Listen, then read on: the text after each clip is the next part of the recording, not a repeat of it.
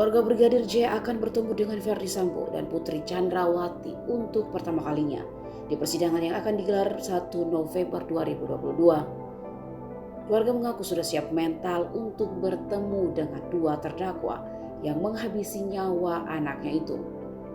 Satu pertanyaan yang akan dilayangkan Ibunda Brigadir J, Rosti Simanjuntak, kepada Putri Chandrawati ketika akan bertemu nanti. Rosti ingin mempertanyakan di mana hati nurani Putri saat melihat Brigadir J dibunuh.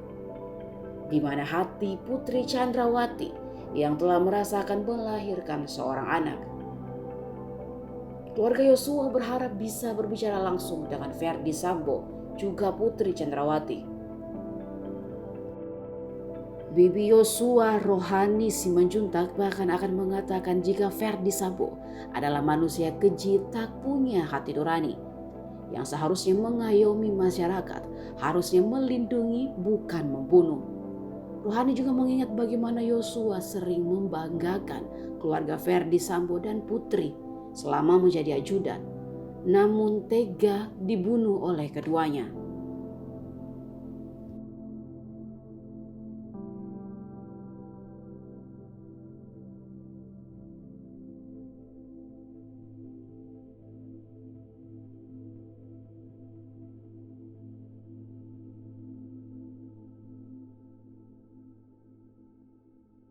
Terima kasih sudah nonton. Jangan lupa like, subscribe, dan share ya.